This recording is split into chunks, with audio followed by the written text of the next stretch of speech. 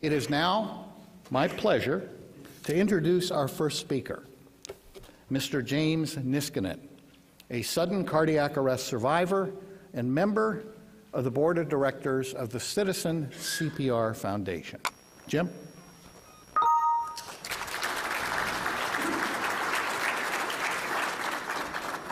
Well, let me start off by saying it's a great day to be alive. And hopefully you feel that way every day. I certainly have a renewed sense about what a great day of being alive means. You're here because of me, quite honestly, and others like me.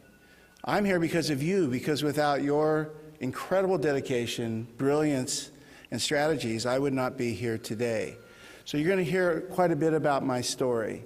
A couple of people I want to recognize, in addition to Tom, who's been a pillar in the resuscitation community. He's president of the Citizen CPR Foundation and has most recently been replaced by Vinay Nakardi, who is my friend and dear mentor, both of them. I also want to recognize my brother Bob. You may not know this, and it is odd to have a brother in the resuscitation business who happens to have a brother that survives cardiac arrest or has a cardiac arrest. It's a daunting feeling for him, I'm sure. But I didn't know exactly what he did for a living until I had my cardiac arrest, so it's good to know that he has accomplished a great deal and has been kind counsel to me. I'm not here necessarily as a survivor. I'm here as a thriver. I wanted to move way past the initial surviving of cardiac arrest. So my whole emphasis here is, what do we do once we find someone in cardiac arrest, save their lives, and then bring them through that recovery, post-recovery period, and then on to a successful and thriving life. And that's where I am today and have been for the last 8 years. So 8 years ago, this October 25th, I was teaching a seminar 3,000 miles away from home with a group similar to this, not necessarily as brilliant as this group, but nonetheless brilliant in their own field. There were Parks and Recreation officials from around the nation. And I was powering away on a PowerPoint presentation. I sensed I was feeling a bit awkward, but I had played golf that afternoon, so I generally felt pretty good. I started to sweat profusely. I had this uncomfortable feeling coming through my clothing. But you power through, you just keep going, you keep powering that presentation. And as the meeting went on, I began to feel a little bit lightheaded. Still kept powering through. And of course, as you know, the eventual outcome, and you should certainly recognize that symptom, I eventually passed out, hitting my head on the podium, falling to the ground. Now, a friend of mine, my best friend, described this as the perfect storm of good fortune. I was in a room full of CPR-trained people, full of people who were ready to take action. Now, Tom and I have discussed this. He says I was there as part of being in dumb luck. And I think he's right in part, and I think my friend was right. We both have found ourselves in a position, either way, of being in an environment where there are people who could immediately respond. 2 women jumped on my chest and started thumping and began accurate and good CPR. Others ran down the hall, got the defibrillator, and brought it back to my side. Others formed a human chain out of the classroom to the parking lot to greet the EMS response. Others went to get my best friend, who was teaching in the room next to me in this seminar. And as the second shock took hold, I could hear, but it was odd. I didn't know exactly what happened, as you well know under that circumstance. The patient really doesn't understand what occurred. And I heard my friend's voice, which I recognized right away. That was a comforting feeling. And then seconds later, my eyes started to focus, and it was blurry at first, and then I saw his face and the face of the EMT and others that were there to take me out. Now, in an odd set of circumstances, I was revived with relatively good consciousness and recognition of where I was after that initial period.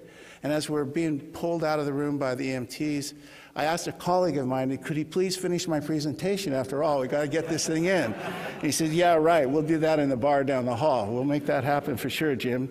My friend went down to the hospital where I was greeted with an incredible emergency response and a cath lab and a cardiologist who were on top of their game and were really ready to and prepared to do what needed to be done to treat my symptom.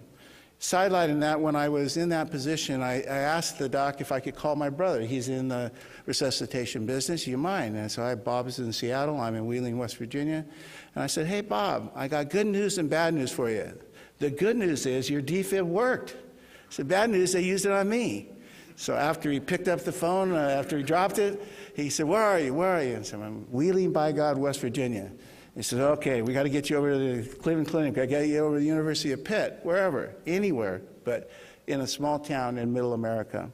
As it turned out, I was in a really great place, and I received the treatment that I needed and moved forward, coming back home to my town of Modesto, interacted with another wonderful cardiologist, and the story goes on as I have lived it now 8 years. Tom asked me to say, what did I do after surviving cardiac arrest? I was a local public official for 36 years, and I thought that was a good time to maybe step back and let somebody else do it. So I retired. That was my first big decision.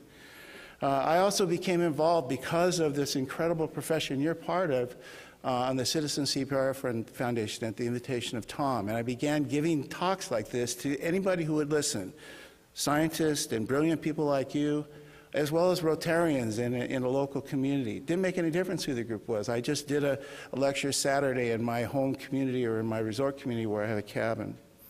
So it is a great day to be alive for a lot of reasons. I wanted to this is my sweetheart, high school sweetheart, Valerie. We celebrated our 40th anniversary last year. That anniversary would have been skipped had I died 8 years ago. This is our wonderful family, our children and grandchildren. I'm not showing you family slides necessarily to give you a full tour of our vacation, but just to let you know that others are involved in this save. But most important to me are these little munchkins here. 3 of them weren't born at the time I had my cardiac arrest. 1 was 1 year old.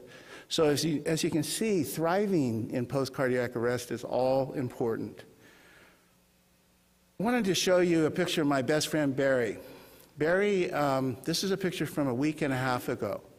And this is a little tricky for me to talk about because the moment is raw, but a week ago Saturday, at our cabins where our families have a cabin, at our resort, Barry was on a power walk. He loved to walk, and he was with his son and 2 brother-in-laws. And in the middle of that power walk up a very steep hill, he suffered a cardiac arrest.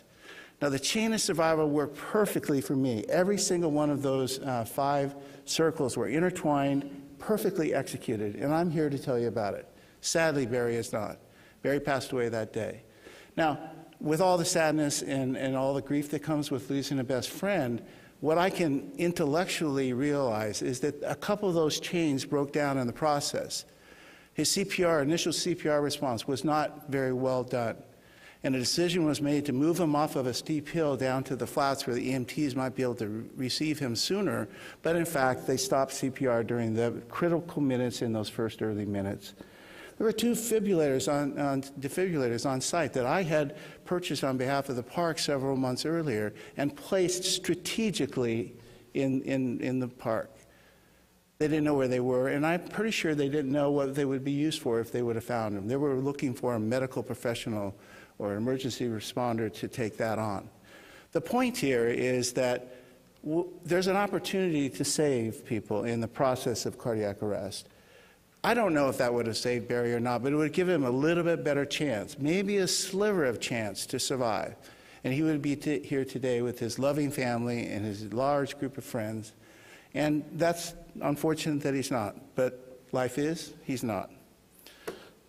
So I've looked at your IOM report, not the entire book. I have to confess I didn't read all 650 pages of it, but I did look at the core 8 strategies. And there are a couple of things that pop out to me, partially because of my experience in having a cardiac arrest, part of it because of my background in local government. The first one is there was a good amount of discussion about engaging the community all the way down to the neighborhood level, and I'm very pleased to see that, because engaging the community is important in all of our work. But it's tough work, I have to be honest with you. That's what I did for my entire career on lots and lots of different initiatives, projects, and sometimes community issues. It was getting out and getting your hands dirty right in the community when sometimes the feeling isn't mutually pleasant between the person who goes out and the person who's in the community. But it's necessary and has to be done. The second is messaging. Why is it that on Barry's obituary it says he died of a heart attack, but yet on his death certificate it says he died of a cardiac arrest? You know this all too well because the public is generally comfortable with the idea that he had a massive heart attack. Well, what is a massive heart attack? I'm not even sure. But it helps kind of calm the fears that, well, nothing could have been done. Well, we all know something could have been done for Barry and others like him. So this messaging issue that you have embedded into your recommendations is a huge one, and I would hope that somewhere along the way we can get that number identified that it's cardiac arrest. No, when they drop, it's a serious matter and immediate response needs to occur by somebody. The third area is there's a whole lot of talk about collaboration, and you're here actually to collaborate. As I looked at the roster, this is a mixed group of disciplines within the resuscitation community, and I'm thrilled to see that. But unless you communicate, coordinate, and are willing to compromise, you will never be able to collaborate. Just look at our House of Congress, and you can tell what happens there without all those three things happening. So as you meet this week, as you talk to one another, as you go over these strategies, focus on the pre-work of collaboration, not just on the overall emphasis or goal of collaboration. I want to congratulate you for the work you do. I want to thank you for the honor to speak to you, and let's have a good couple of days.